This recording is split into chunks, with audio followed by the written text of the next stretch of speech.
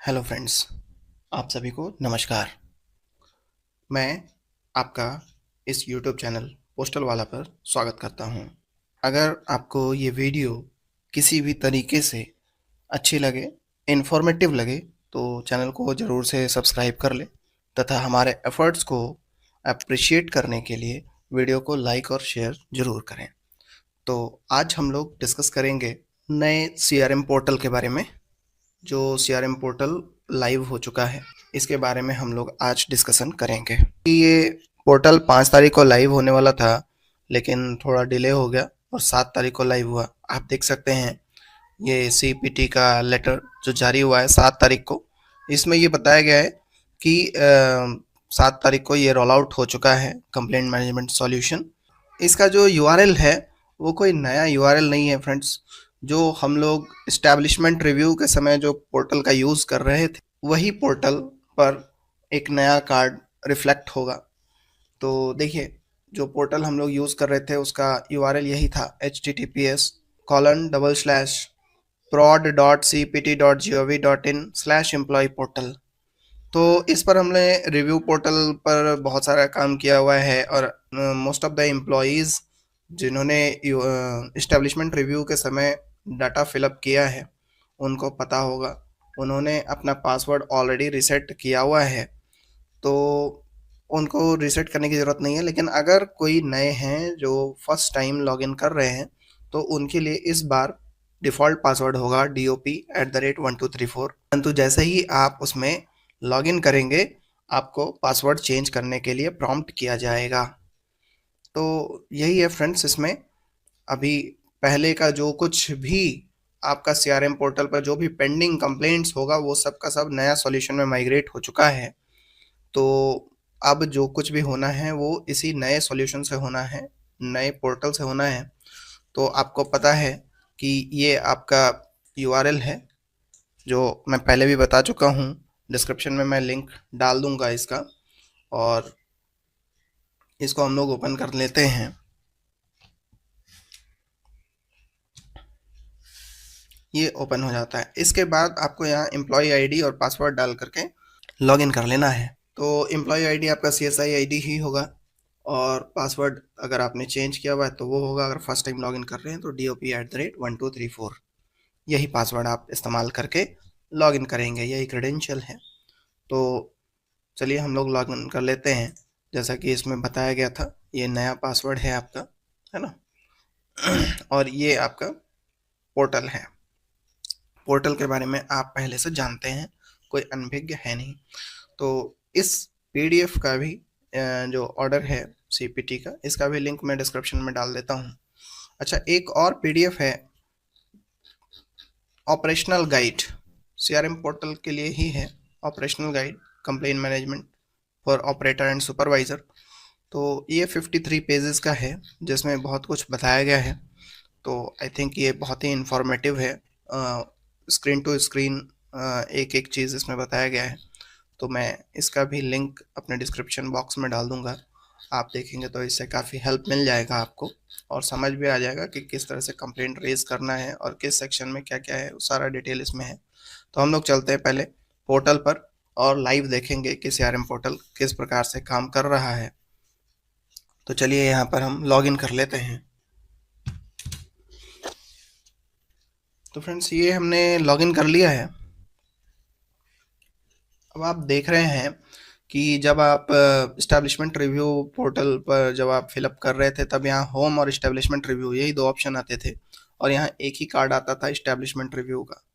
तो दो ऑप्शन है, या तो यहाँ कंप्लेंट मैनेजमेंट में क्लिक कर लीजिए या ये इस कार्ड पर क्लिक कर लीजिए। तो दोनों से ही आप कंप्लेंट मैनेजमेंट में चले जाएंगे। दूसरा कार्ड आपका इस्टेब्लिशमेंट रिव्यू का ही है, तो इसका काम तो ऑलरेडी हो चुका है। खैर, तो कंप्लेंट मैनेजमेंट में हम लोग आते हैं। तो जैसा कि आपको ट्रेनिंग वाले यूआरएल में दिखाया गया था, ठीक उसी प्रकार से कुछ खास बदलाव है नहीं इसमें। वो ट्रेनिंग के तौर पे आपको बताया गया था, यहाँ प्रोडक्शन के तौर पर आपको दिखाया जा रहा है कि किस प्रकार से ये काम करेगा। तो सबसे पहला ऑप्शन है आपका कंप्लेंट रजिस्ट्रेशन का। तो कंप्लेंट रजिस्ट्रेशन में अगर कोई कस्टमर आता है कि उसने कंप्लेन रजिस्टर करनी है, तो आपको कंप्लेन रजिस्ट्रेशन में जाना होगा, कैटेगरी चूज़ करना है, किस कैटेगरी में आ रहा है उसका। ठीक है, अगर आपको कन्फ्यूज़न है कि कौन सा किस प्रकार की चीज़ें किस कैटेगरी में आएंगी, तो आपका जो SOP है इसमें सब कुछ दिया हुआ है। देखिए, मैं आपको एक बार ओवरव्यू दिखा भी देता हूँ जिससे आपको क्लियर हो जाएगा।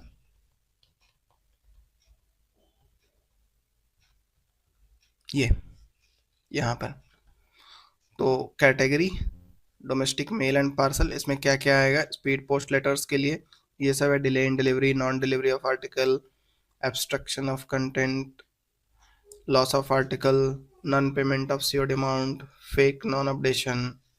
ठीक है, ये सारी चीज़ें यहाँ पर दी हुई हैं। इनको देख करके आप अंदाज़ा लगा सकते हैं कि आपका कौन सा पार्ट किस में आएगा, है ना। इंटरनेशनल मेल में क्या आएगा, फाइनेंशियल सर्विसेज में क्या आएगा, जैसे कि ATM कार्ड का कोई भी इशू है, अकाउंट क्लोजर का इशू है, ये सारा फाइनेंशियल सर्विसेज में आएगा, है ना। तो इस तरह से है, KYC से रिलेटेड इश्यूज है, कुछ भी बहुत सारे कंप्लेंट्स होते हैं, तो यहाँ से आप फाइंड आउट कर सकते हैं। तो चलिए, यहाँ पर हम लोग कैटेगरी सेलेक्ट कर लेंगे, उसके बाद सब कैटेगरी सेलेक्ट कर लेंगे। जैसे फाइनेंशियल सर्विसेज में ही आ जाते हैं, तो यहाँ ये चीज़ें हैं। तो सेविंग बैंक कोई सिलेक्ट अगर कर लिया, किस प्रकार का इशू है आपको, प्लेजिंग रिलीज का इशू है, प्री मेच्योर क्लोजर का इशू है, सेटलमेंट ऑफ डिसीज्ड क्लेम है, या माइनर अकाउंट रिलेटेड इशू है, या अकाउंट ओपनिंग से रिलेटेड इशू है, वो आप यहाँ पर डाल सकते हैं। नॉमिनेशन रिलेटेड इश्यूज अगर हम डाल देते हैं तो वहाँ पे कस्टमर आईडी आपको डालना पड़ेगा, मैंडेटरी नहीं है। ठीक है, अकाउंट नंबर तो मैंडेटरी ही रहेगा। डिस्क्रिप्शन आप यहाँ पर लिख दीजिए। जो इस प्रकार से आप इंडिया पोस्ट की साइट में कंप्लेंट रेज करते हैं, ठीक उसी प्रकार से यहाँ भी है। बस फ़र्क यही है कि अगर कस्टमर आपके पास आ गया कंप्लेंट लेकर के, तो आपने रजिस्टर करनी है, तो आप इस हिसाब से रजिस्टर कर सकते हैं। यहाँ पर वो जो कंप्लेंट अगर कुछ लिख कर लाया है कस्टमर, तो आप यहाँ पर उसको अपलोड करेंगे, लेकिन ध्यान रखेंगे कि JPG या PDF फाइल ही होना चाहिए, और जो 200 KB से के अंदर होना चाहिए, तभी यहाँ पर अपलोड हो पाएगा। ठीक है, एप्लीकेंट का डिटेल यहाँ पर, ठीक है, और उसका पूरा एड्रेस वगैरह यहाँ पर आ जाएगा। तो यही है, इस तरह से आप कंप्लेंट रेज कर सकते हैं। फिर से हम कंप्लेंट मैनेजमेंट में आते हैं, तो दूसरा ऑप्शन हमारा है रिपोर्ट्स एंड एनालिटिक्स। यहाँ पर कंप्लेंट ट्रैकिंग, तो ट्रैक करना है अगर कंप्लेन, किसी का भी कंप्लेन है, कोई आर्टिकल नंबर है या अकाउंट नंबर है या ट्रांजैक्शन आईडी है या कंप्लेंट आईडी है, तो उसको डाल करके यहाँ से हम सर्च कर सकते हैं। ठीक है, इसमें दो ऑप्शंस थे। दूसरा ऑप्शन है डिटेल्ड रिपोर्ट। तो डिटेल्ड रिपोर्ट में जब हम जाएंगे तो पिछले 30 दिनों का रिपोर्ट हमको यहाँ पर दिखाई पड़ेगा। चूँकि यहाँ पर कुछ भी नहीं है, इसलिए हम लोगों को दिखाई नहीं पड़ रहा है। तो फिर से आ जाइए आप, रिपोर्ट्स एनालिटिक्स का तो दोनों ऑप्शन हो गया, दोनों ऑप्शन देख लिया हमने। कंप्लेंट प्रोसेसिंग, तो कंप्लेंट प्रोसेसिंग में आपके पास आपके आईडी में अगर कोई कंप्लेंट आया हुआ है, तो उसका प्रोसेसिंग आपको यहाँ से करना है। पेंडिंग फॉर रिजोल्यूशन, रिजोल्यूशन के लिए अगर कुछ पेंडिंग है तो यहाँ पर हम उसका सॉल्यूशन देंगे। क्योंकि ये अभी हमारे आईडी में कोई कंप्लेंट नहीं है, तो इसका कुछ पता नहीं चल पाएगा।